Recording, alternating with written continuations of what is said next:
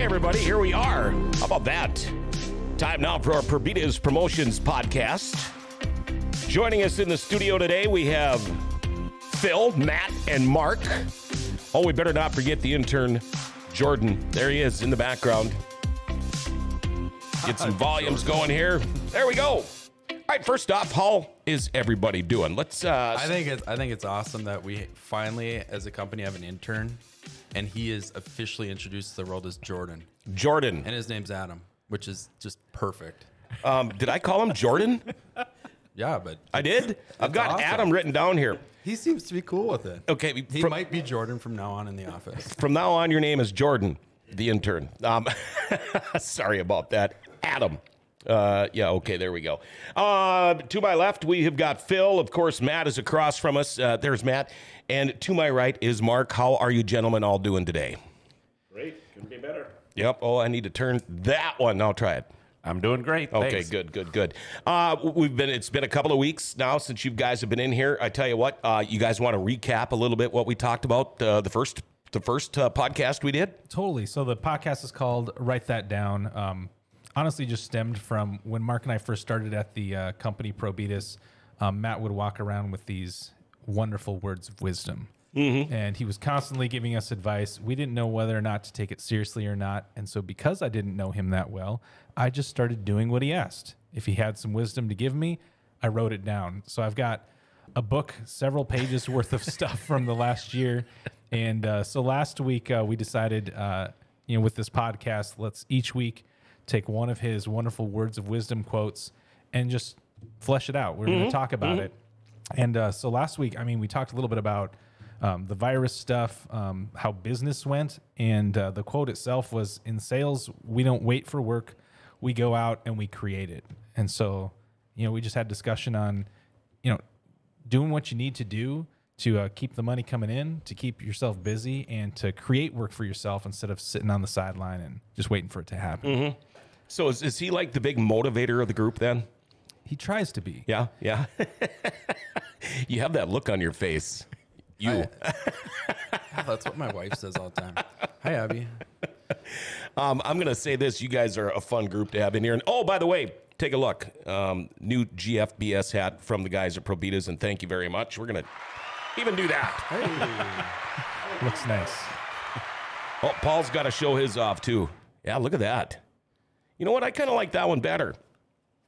Well, we're not going to switch. I'm sure we're not going to switch. Again, thank you guys for the hat.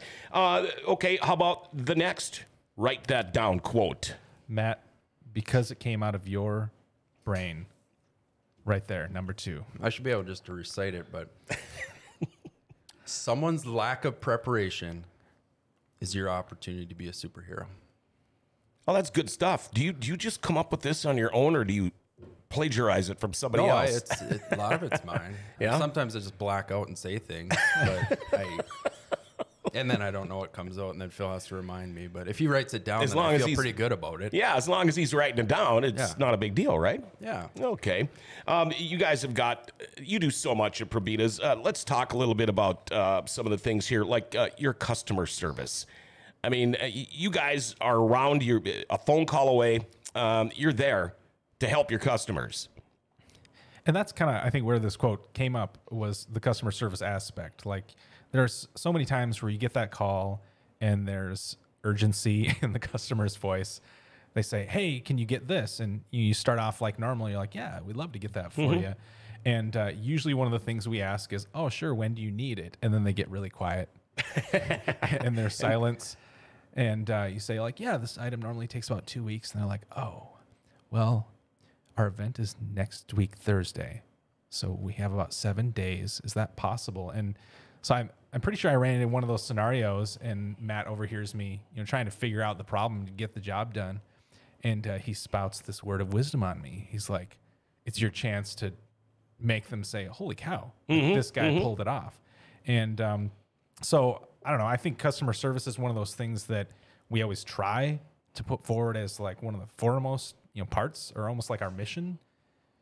Matt, you created the company. Like, how is this a part of Probitas's mission? We talked about that as a company a couple weeks ago, and I I don't joke about OCD. Like that's a serious thing. Sure.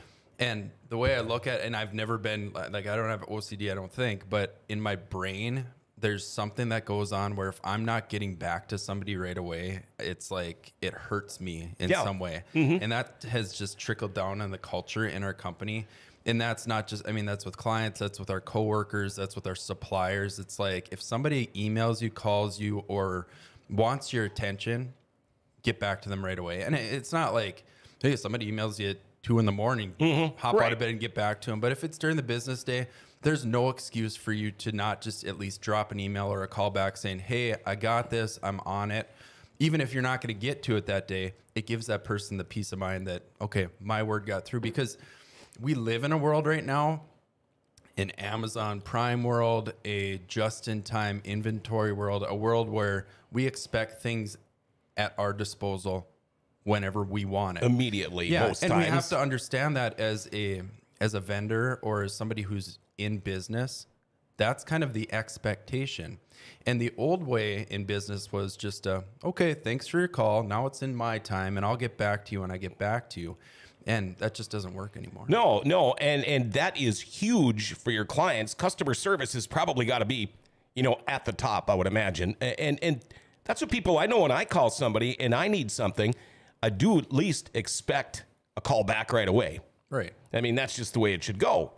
And maybe I was going to say from, Mark and Phil's standpoint, and I worked with Mark a lot more than Phil, but could you talk about that perspective being on the client side? Because Mark actually worked for Altru and I worked with him for 7 years there. We'll go that. It's a little bit longer, but that's okay. Because I'm not that old yet. And how was it on that side where you'd reach out and... Well, yeah, just as at that situation, being one of the clients of yours, it was a great feeling just because, your day is filled with a lot of other things going on too, Sure. So, you send out, if you're looking for that product or stuff you send out, and all of a sudden it's like you're now onto a different project yourself. Because typically, like a lot of the people we deal with in the promotional industry are people are doing like their marketing and PR, so it's not like we have one project and then we'll wait. So it was always just good to know, okay, he's touching base. We know we're here. He's on it. And then I can move on to my next project and feel like, hey, it's getting done. Yeah, or at least that it's been worked on. The speed of response, with ProBeatus as a customer is amazing. And that's something that we try to do too. Like if somebody asks for pricing, they get pricing that day. Unless there's something totally unusual or if it's something that's custom where we're waiting on a supplier. Like it's so funny because a lot of people think that everything is automated, but a lot of the work that we do is we get the information from the client, we get back to them right away, and we say, hey, I'm going to work on this right now, or later today I'm going to get back to you. And then we're picking up the phone and we're talking to real people all over the United States, sometimes in other countries, and we're saying, this is the project, what can we do to make it happen? And back to the the original quote that we're going with today, someone's lack of preparation. Like there's a lot of us, I think, because we live in the world where we're used to everything now. Like sometimes we'll make that first phone call and we haven't even finished our idea. It's like, hey, I think it'd be really neat to have this thing and I don't know what it is yet. And so when you get those calls and you don't have a lot to go on, it's up to us to figure out, what's going on, come up with something concrete and try to flip it around extremely fast for these folks. And it's scary, but it's super fun, because you're just instantly in problem solving mode and doing your best to make it happen. Well, and you nail it right there. You have to make things happen. All right. If they're realistic. That's the one thing I think it's very important in our industry to say to you, what? Everybody has their vision, but you have to be realistic too, because what? Yes, even though we are superheroes, we think, what? There's some things out of your hands. So it's kind of like, I think people also have to realize, and even I know working with Matt, like sometimes if I had a last minute request, then I had to sit back and like, is this realistic? You know what I mean? We all think, yeah, Matt's going to be our superhero. He's going to do it. But yet, is it possible? So you have to kind of be on that end too, right? You're realistic. A lot of the times the customers, they're not realistic with their wants and their needs and what they need, especially when it's like right now. Right. Because sometimes it even comes down to, for us, it's like, could be the access to where it's located, like the shipping or, stuff like that. There's more process of just placing you. So I would imagine you've got to have an awfully good relationship with your suppliers then in order to make some of this unrealistic things happen. Yeah, and I can talk a little bit about that when it comes to our suppliers. People don't really realize how big our industry is. And this is coming from somebody I've been in the industry for 16 years now. And when I went to school, I got a minor in business. And I ended up in this industry and I didn't even know about it. And it's such a huge part of marketing that it's not taught in schools. And I'm like, well, this is weird. So you get into it and you realize that there's about 22,000 distributors like us in the industry. On the other side, there's 2,700 or 3,000 suppliers that we work with.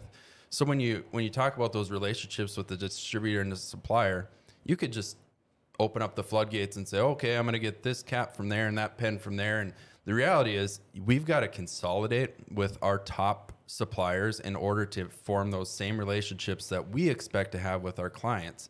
And it's that three-legged stool where you've got the client, the distributor, and the supplier all needing to understand each other in order to make this happen. Sure. It's not just, like Mark said, I want this and, I want it in this color and this size and this is what it's like, yeah, we could probably get that from XYZ supplier in Shanghai because it's on a website. The reality is we've never worked with them before and we have no idea if that thing even exists or if they're just going to take our money and your money and right. Say thank you. I mean, in a nutshell, not all things are possible last minute. I mean, sometimes things challenge accepted. I had a feeling you were going to say that.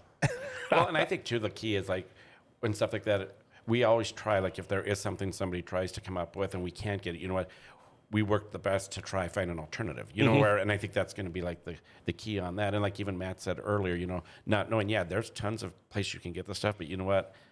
We're also stand behind our product. Sure. We're just not going to go give something just because, it's going to work. That's at least personally for myself, because when I work with a client, you know what? My name's on that product too. Right. And you guys, it's, I would imagine 100% of your stuff, well, maybe I'm off a little bit, is all custom. For your clients. Now, custom products, it's what they say. They're customized. And they've got to take a little time. All of a sudden somebody goes, well, I want this on this and I want that on that. It's customized. It does take time. Right. And why don't you talk about that, Phil? And I'll give an example. So when I was working with Phil at the University of North Dakota, he wanted a cardigan. Yeah. And he had a very specific cardigan in mind. And we found something really good and we went back and forth and it was a good deal. But why don't you talk about what that means to be custom in the sense of what somebody's expectation is and how it is to produce that? And here I thought the Cardigans was a band. I like music too. Here's the thing that we're all used to. Like most of us, if we have a project, we go online first thing. We want some inspiration ideas. So we type it into the Google search and we're looking at Amazon, we're looking at retail. We're not looking at the custom side of things. And so we see all of these things that can be done. And I think what a lot of times you forget is those end products have gone through months and months and sometimes even years of a creation process. I mean, it's not like they called the cardigan store and now you have your super sweet Letterman sweater at Shields. Like these are things that they plan out usually an entire year in advance, depending on the season. And so we don't understand that. We're just used to getting it right away. And so you get that inspiration, you bring it to a promo company or, a friend and you're just like, hey, can you make this happen? And usually the answer is absolutely. If you do it the same way the retail guys did. And that's because they bought 20,000 of them. Sure. And they order them directly from the place that sews the garment together. And you don't realize there's all these levels of creation that happen in that. So that's where Probetus comes in, where we can hopefully take that inspiration idea from the client, explain a little bit more of how the process works, just so they understand. We want to make sure that we're managing expectations. Like at Probetus, we try to, it's cliche, but like under promise, over deliver. Like we're not going to say guaranteed you're going to get it this Friday, but we say, man, I'm going to work my butt off and see if I can make this happen for you. And when it shows up on the Thursday before their date, you've become that superhero like we were talking about in the quote. But you work with them, explain the process, try to manage those expectations, and you're going out, you're trying to find something that is as close as you possibly can. And what was cool, back to the cardigan project, is that you send something specific and you start shooting ideas back and forth, and it's like, man, we can't go full on custom because I only needed like 15 of them. Like, I don't need 20,000, so we have to throw that out the door.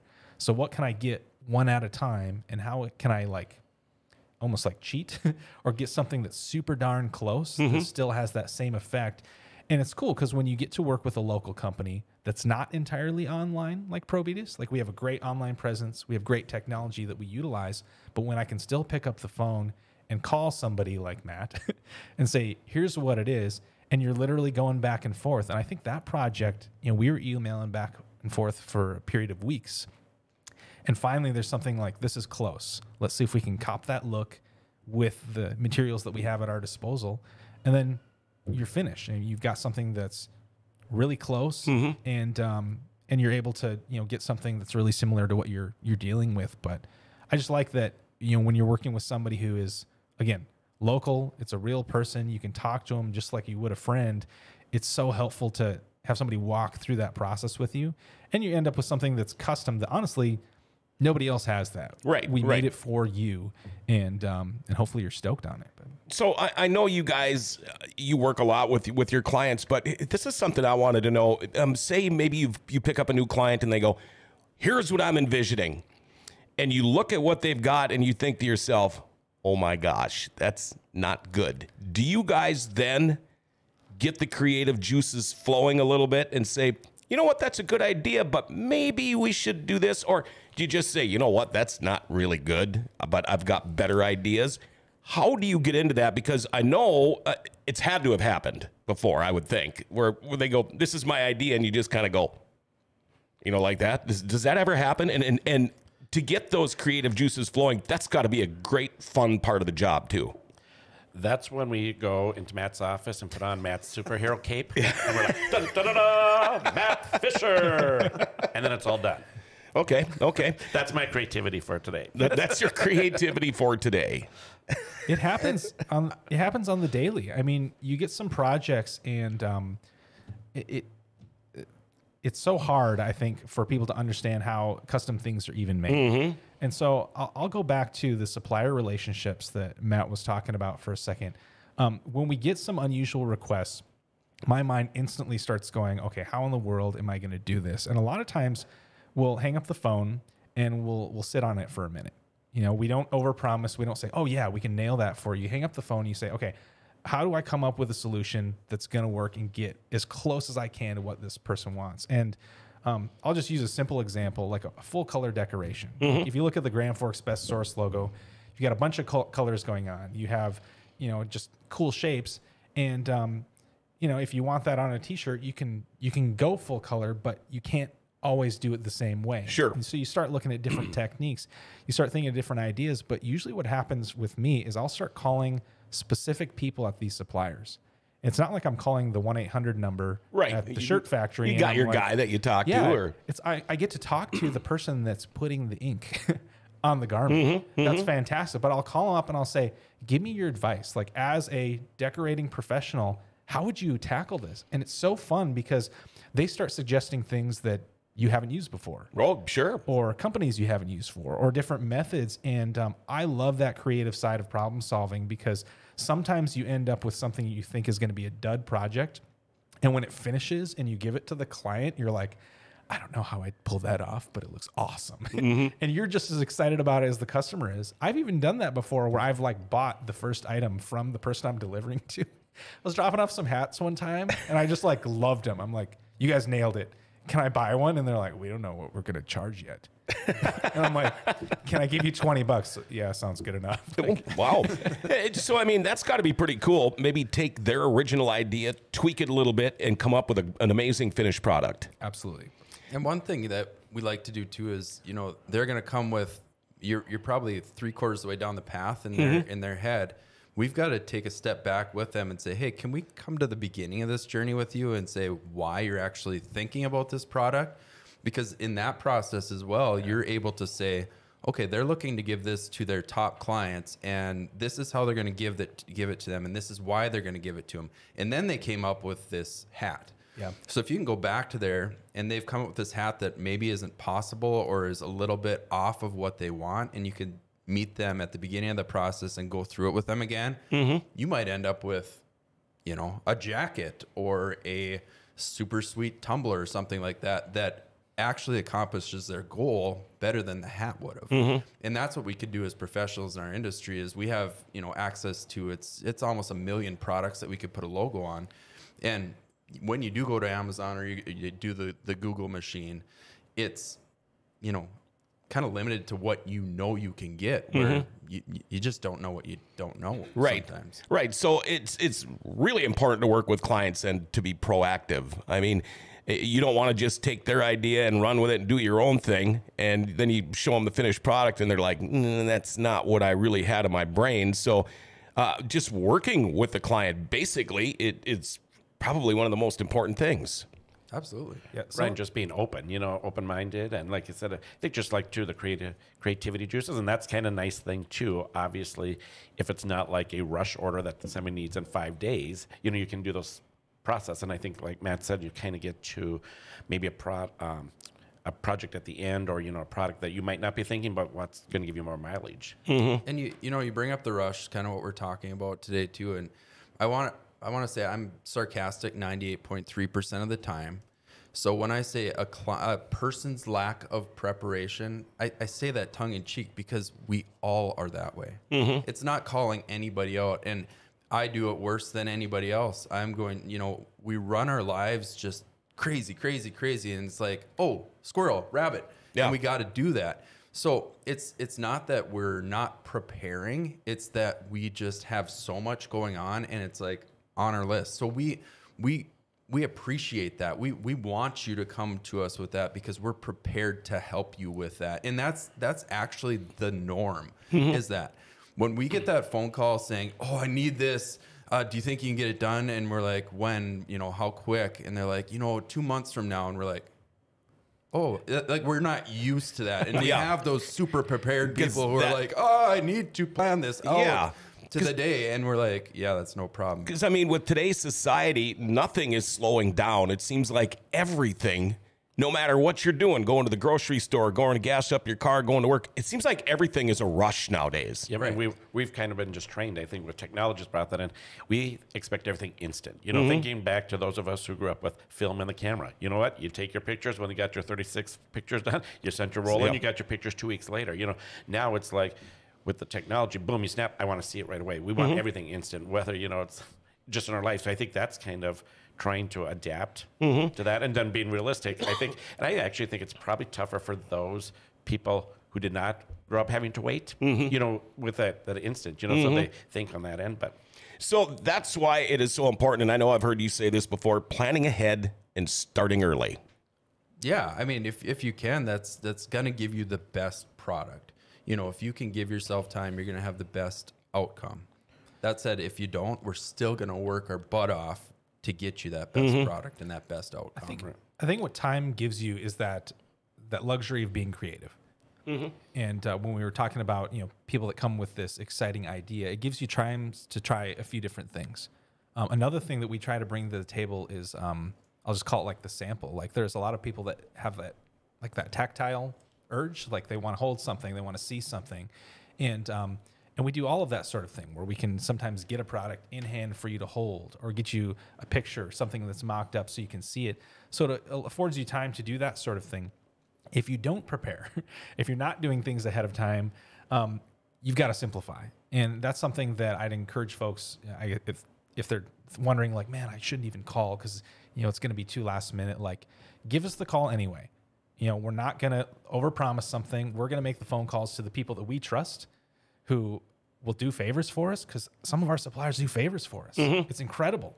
They say, you guys have been awesome this year. Okay, we'll make it happen. And that's, I think, a real big testament to the reputation that Probetus has, you know, created for itself. It's like, you know, these people making these products are willing to go to bat for us because they know that we're going to come back again and again, and it's trusted. But if you don't have that time, if you're willing to simplify and work with us, we can turn some incredible things around. But You know, sometimes career changes can bring out things from a person that you never realized you harbored in there. Were you guys always creative, or working with Probitas, was that kind of like a new thing? Like, wow, these guys are bringing something out of me here that I never knew I had.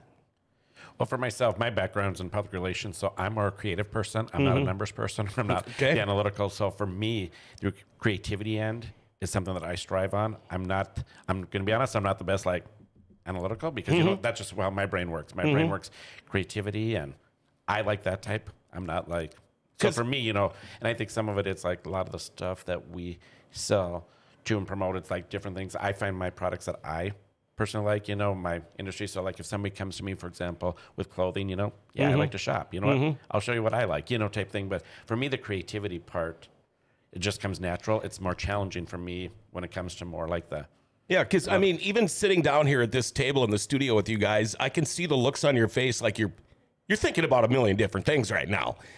This is probably the last on the list of what you're thinking of, but it seems to me, by just talking to you guys and looking at you guys, you're already thinking hours ahead of the day here. What's going to go on next? Are you guys always, are you just wired that way?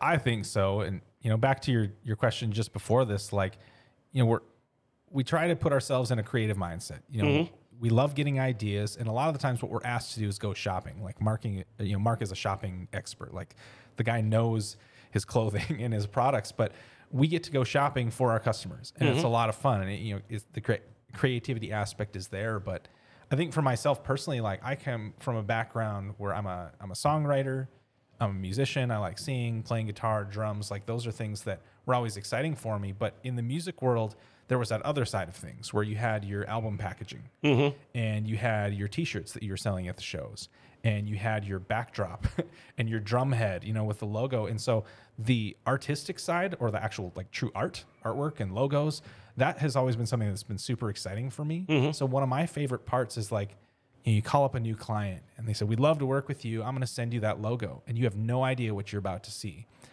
And sometimes it shows up in your inbox and you're like, dang, that looks really good. Yeah. Like, and there are times too where I'll say, who made your logo? Like, this person knows what they're doing, and it's exciting. And sometimes, like you mentioned earlier, you get that logo and you're like, oh no. Yeah. Like, this cannot be embroidered.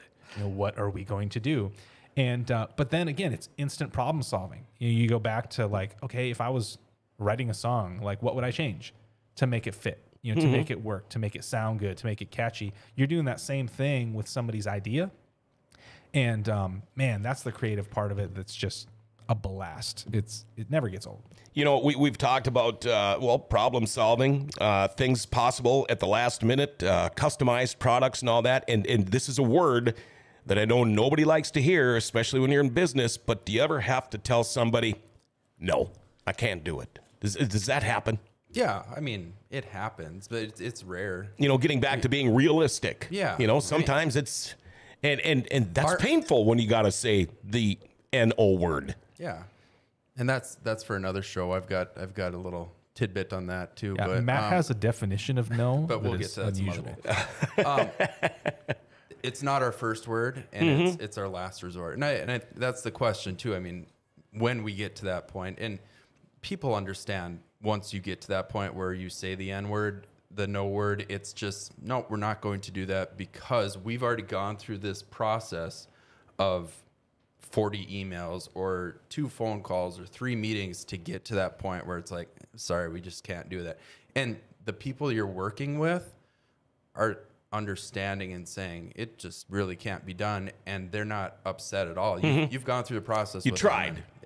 Yeah. I mean, you give it your best try. And talking to you guys, I know you don't just try for 5 minutes. You're going to find every avenue and way that you possibly can before you finally might just have to say, I'm sorry, we can't do it. And that's the thing to remember too, is that like there's that huge section in the middle. Like we provide alternative options all the time. And ultimately, a lot of the times, if you do have to say no, it's not you telling the customer, it's them deciding what can be pulled off is not what I envisioned, and so I'm going to walk away from it. Okay. And that feels good, I think, usually on both sides, because like Matt was saying, you provided all of these things. You have shown that you've, worked your butt off for somebody, and then they say, you know what, you're right. The timing is wrong. I'm going to come back. And, as far as like you mentioned being proactive earlier, one of the things that I think is kind of fun to do when you're working with a local company like us, you have a longer relationship. Mm-hmm. And so we as, salespeople start to remember, hey, they always do that event. I'm going to email them. I'm going to give them a call today and say, have you started planning for that? And it's really fun because a lot of times you reach out and these people are like, oh, thank you for calling. Like I've been putting that off, and you're right. I need to plan on this. Would you send me a couple ideas? And then we end up being that first part of their planning process, which is awesome. And so those are some things that we can do and we try to do with those customers to really get people moving early. So that way we have time for that creativity, time for that whole creation process. And the ultimate result is always more fun, better, better product and a better result. So after a hard week, being creative and the juice is flowing on a weekend, is it nice to go home and just melt, or are they always, is the head always still spinning? You're doing this. I call it mouth breathing. Mm-hmm. I literally just like go on my chair and like, and we're like, and we've got 5 kids at home, and my wife Abby's in the same boat, with having them, doing the majority of that during the week, and we just we've got our chairs and we do a little relaxation and some mouth breathing. I don't know, Mark, what about you? Well, let's see. I crack one open first is what I do. That sounds like a good plan. I do that quite I was helping you out there with the long pause there, buddy. Yeah. If you guys got big plans for the Easter weekend? I'll be honest, I forgot it was Easter. Good Friday today, Yes, and yesterday I remembered that we work a half day at Probitas. And so I had, half a day to prepare for working a half day. But it's funny, and I honestly, I blame it a little bit on, I also have 5 kids like Matt, but just like the work environment, my yesterday was just nonstop. Like there was no checking of Facebook. There was no, it's just like you're going and Checking of Facebook? What's that? On lunch break.